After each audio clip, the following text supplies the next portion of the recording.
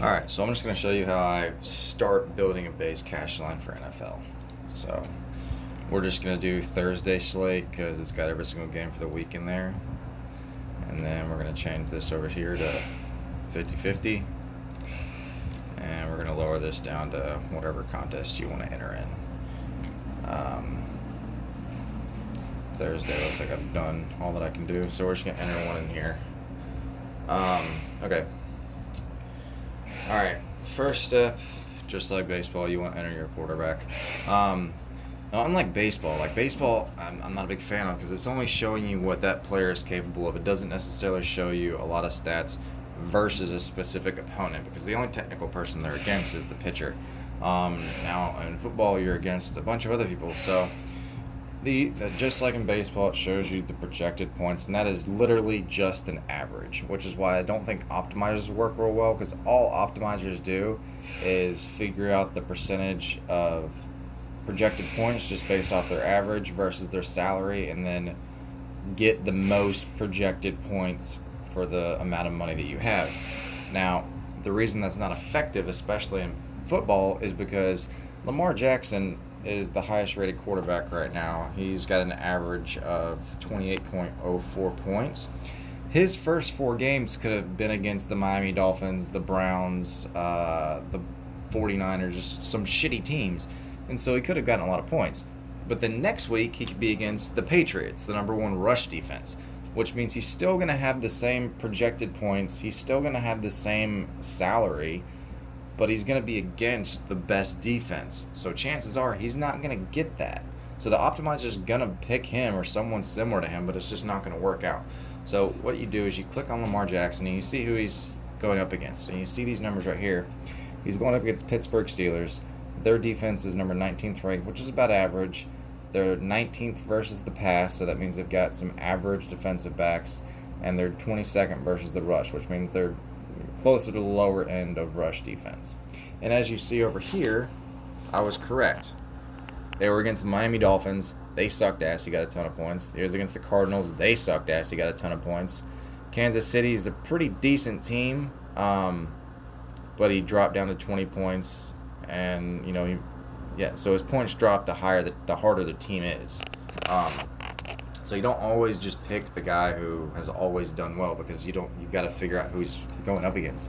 So I could spend $8,300 on Lamar Jackson, who's facing questionably the hardest team he's faced so far. Or just for example, I can come down here to who might I play this week?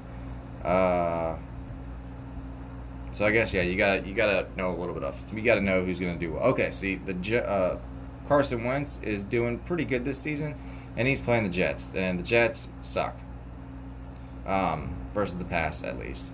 So Carson Wentz was able to score 20 points against the 9th best passing team and 20 points against the 10th best passing team.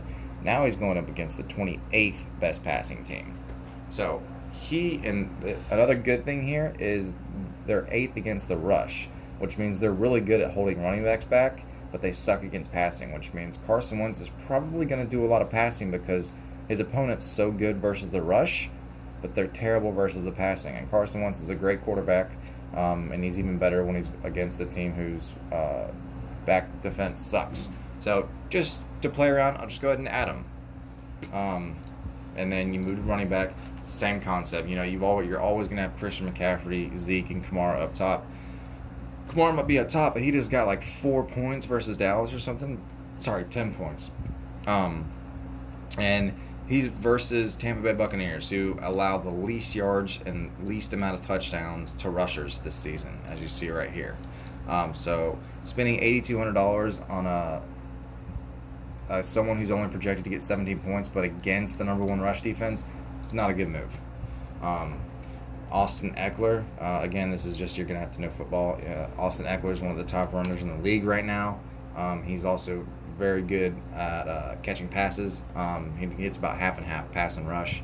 They're 30th against the rush, and he's a running back, and he's actually fairly cheap this week. He's normally 75, 76. So great running back for a decent value versus a really shitty rush defense team. Pretty standard. Grab him.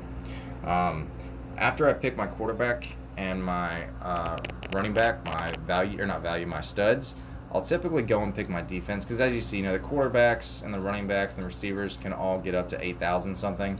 The top defense is always 55 or something around there, and tight ends, you can get a fairly good one very cheap. So, to see what I have to play around with later, I always like to pick my 2 studs, and then I pick a defense, which I'm gonna, I faded New England last week, but for $5,500. And they continually score 10, 37, 14, 25 points. I mean, that's a value play. So I'm gonna roll with them again. Typically, I get a cheaper defense, but since the Patriots defense is just getting so many fucking points, you're pretty much shooting yourself in the leg by not getting them. Okay, so now we're gonna go to tight end. And again, the reason I'm getting the defense and the tight end is because they're gonna be cheaper than my other receivers and running backs. That way, I'll be able to look at this and see how much I have to play with from more cash and stud players. Okay, so tight ends. Again, we've got a lot of little studs this year. Disley is doing good, but I think he's actually off this week. I think it's their bye week. Yeah, it seems that way. Okay, so again, you just start going down the list on these. Austin Hopper's the longest one. You click on him. You look at where he's at. They're 21st versus the rush, or versus the pass. His average points are pretty good, and then you can read these notes right here, and a lot of these notes will tell you, like, don't pick him up next week, or pick him up next week because the Texans allowed tight end touchdowns. See this right here. It says week 5, however, against the Texans defense that is yet to allow a tight end touchdown this year, and limited Greg Olsen, who's another great tight end, to only 2 catches for 5 yards. So they're playing Green Bay, or they're playing the Texans right here, and the Texans are holding up tight ends like no other. So he's the most expensive one, and he's against the defense that eats tight ends alive. So not going to be a good pick.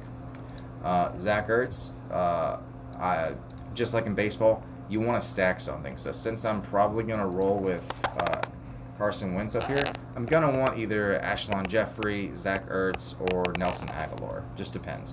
And I always come back and change this a lot. So Zach Ertz is probably a solid pick. Let's see if there's a cheaper one that's... I'm kind of leaning towards Alshon Jeffrey for a stack for Carson Wentz, so I don't really need Zach Ertz. So I'm going to save, let's see, Zach was 66. Mark Andrews has a favorable matchup right here. And he's cheaper, and he's actually got higher points. So I'm going to roll with Mark Andrews. Okay, so let's go and pick my receiver who I know I want. It's Philly's number 1. It's his go-to. It tells you how many targets per game he gets. It tells you how many touchdowns per game he gets. It tells you what rank he is. Like for touchdowns, he's tied for 3rd place because he gets at least 1 touchdown a game. Targets, he's the 26th most target in the league for receivers. Yeah, just shit like that. So against the very bad pass defense, I'm stacking him with my quarterback.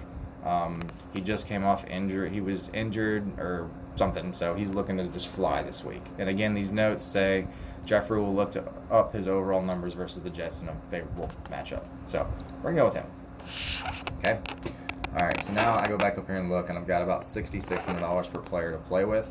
I want to get a cheaper running back that I think is going to perform well. Let's see. Who's got... So here I'm looking for teams that I think are bad. I always try to stay away from running backs for New England because they've got like 3, and you never know who's going to get touchdowns that game, and it's always a risk. Always. Let's see. Just scrolling through, looking at names that I recognize and see who they're playing. Okay, David Johnson's a fairly cheap one, and he's against the 27th worst rush. And he's got some pretty decent points, even against really good teams here. As you see, the 8th best rush, he got 18. The 4th best rush, he got 15. So now he's against the 27th. So he should probably be looking over 20 points, and that's pretty value for $100. So we're going to take David Johnson. Green Bay against Dallas. I think Green Bay is going to beat us because I am from Dallas. However, Dallas just could. I mean, Kamara just got like 2 yards a carry or something against us, and I think Kamara's better than Aaron Jones. So if Kamara only scored 10 points, Aaron Jones isn't going to score shit against Dallas, I don't think. James Conner, really good running back, just did great for me last night, actually. But as you see here, he's against the Baltimore Ravens, who are great against the rush and shitty against the pass. And as you see down here, teams that are great against the rush, James Conner does not do well. He got 5 points, 12 points, and 8 points. Against a team that's not good against the rush, he gets 22. But he's facing a team that's against the rush good. So, not going to go James. Fournette, unfortunately, again. Oh, okay, never mind.